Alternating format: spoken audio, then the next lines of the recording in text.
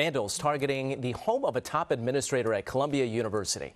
The hateful graffiti in Brooklyn over his handling of the war protest on the school's campus earlier this year. And in addition to the paint, the vandals released insects in the building.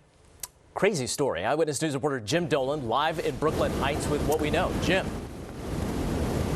Yeah, Mike, residents, folks in the neighborhood woke up early this morning to the sound of glass breaking, and when they came down to investigate, they found this, but also a whole lot more as well. A blunt, garish message left behind for one particular resident, apparently by pro-Palestine demonstrators. The vandalism was unsubtle. Red paint, roughly the color of blood, spilled on the walls and sidewalk of the residence of Columbia University's chief operating officer, Kaz Holloway.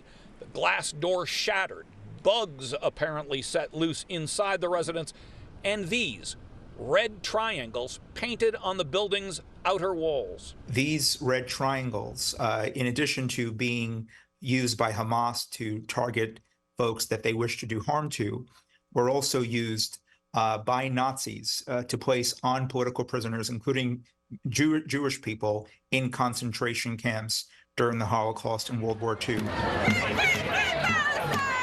All of this, of course, an echo of the pro-Palestine demonstrations at Columbia University over several months at the beginning of the year that resulted in building takeovers and ultimately suspensions and expulsions of some students.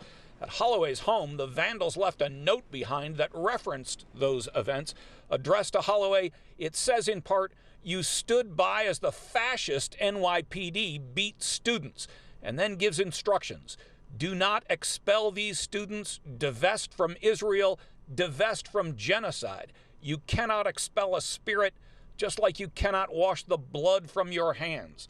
And finally, this ominous statement, divest or else. This is, to me, an attack on all of New York, because anti-Semitism is the canary in the coal mine. Not too far behind are attacks on other people, other groups of people, and democracy itself. The university released a statement today saying Columbia unequivocally condemns vandalism, threats, and personal attacks. Anyone engaging in such activity will be reported to law enforcement and face appropriate discipline.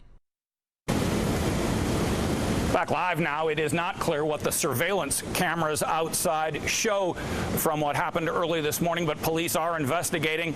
No arrests in this case yet. Reporting live from Brooklyn Heights, Jim Dolan, Channel 7 Eyewitness News.